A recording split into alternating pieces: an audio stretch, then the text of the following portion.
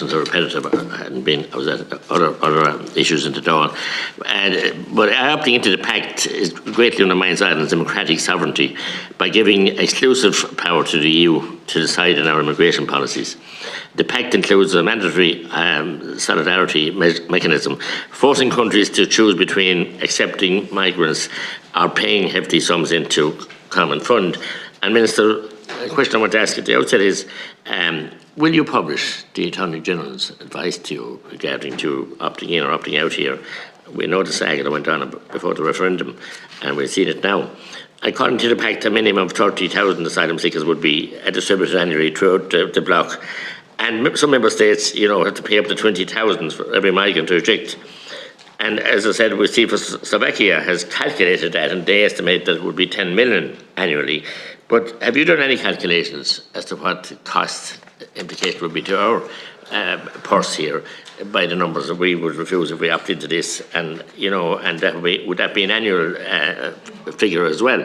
And have we been unduly penalised by the fact that our inflated GDP figures are, of the multinationals at the moment? Thankfully, I suppose we're lucky, but if that changes, how are we going to pay this kind of money?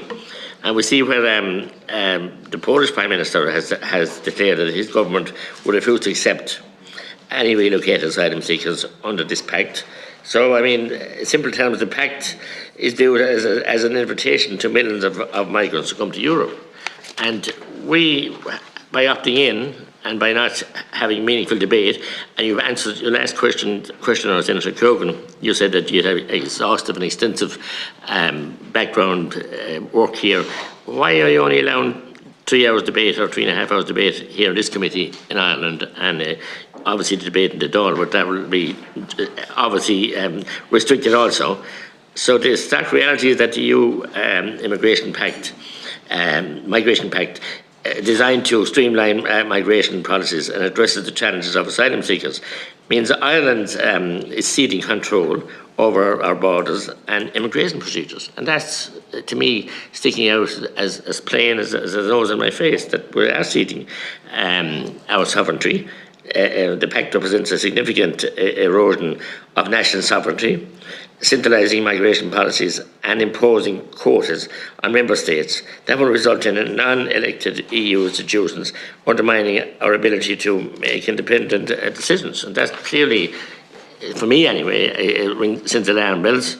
As a Democrat elected by the Irish people, I firmly believe with every fibre in my being that preserving sovereignty is paramount even in the face of shared migration challenges. And for Ireland to legally opt into the obligations contained in the regulatory framework underpinning the Pact, the matter has to be subject of independent decisions by resolution separately, taken by each House of the Oireachtas. We're telling us, but will we see, as I said, to go back to the Attorney General's advice, and why the indecent haste? If it's so many years in gestation and so much exhaustive work, how come we're rushing to have it, come into the Dáil last week without debate on the committee? We're in committee, 3.5 hours at most.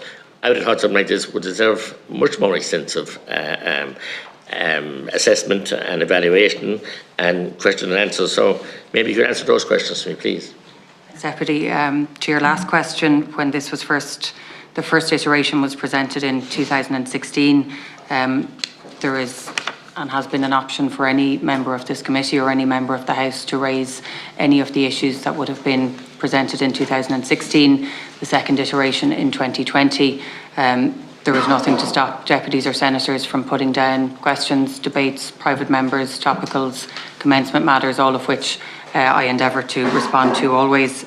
So for the last 8 years, it has been open to members to put down questions or to seek to engage on this.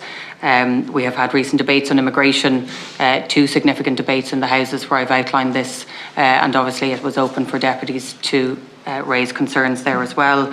In terms of whether this takes away our sovereignty in the same way that the Irish people voted to elect you, Deputy, they also voted to sign up to the Lisbon Treaty, and it was made very clear in the Lisbon Treaty that we would have an option to opt into these type of measures when it comes to migration and security, so there's nothing that's forced upon us.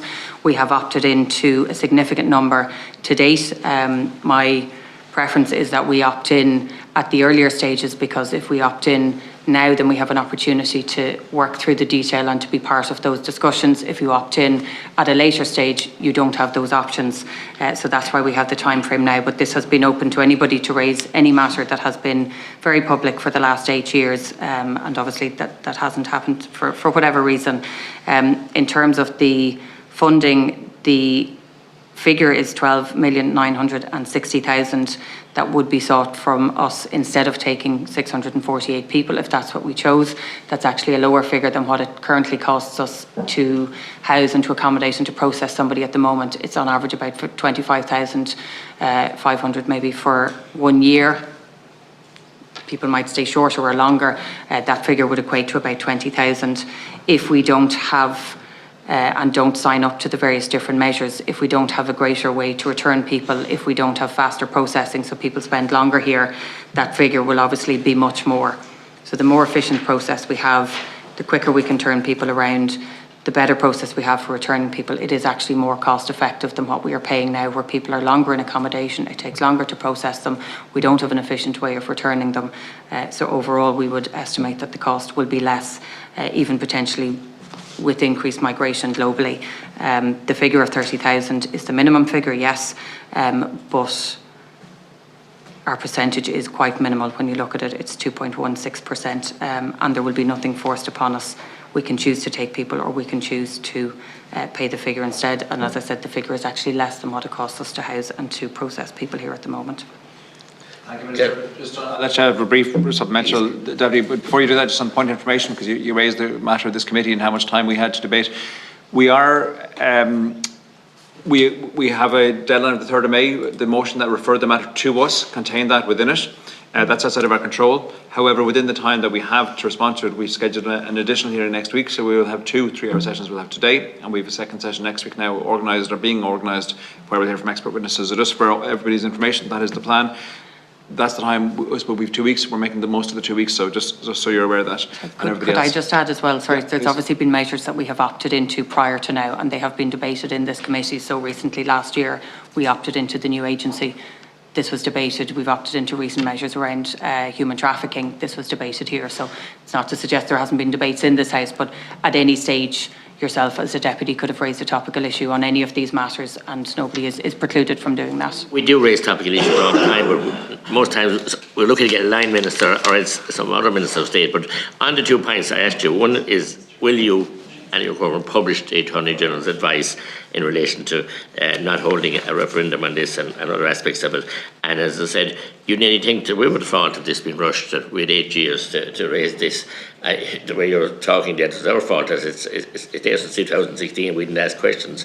So, I mean, that's not true, because, you know, there's limited aspects to raising it in promised ledge or the business, or indeed commencement in the Shannon, or topics, as I said, and you don't even get a minister to answer. And like what you said, I seldom get a minister to answer questions. It's a minister of state or somebody else. So will you publish the AG's advice?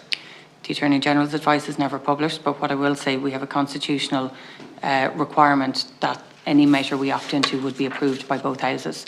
And that's obviously what we're doing here. We're having this debate now, and then the option is to opt in both houses. That is the constitutional requirement, and we're absolutely adhering to that. Okay, thank you, Minister.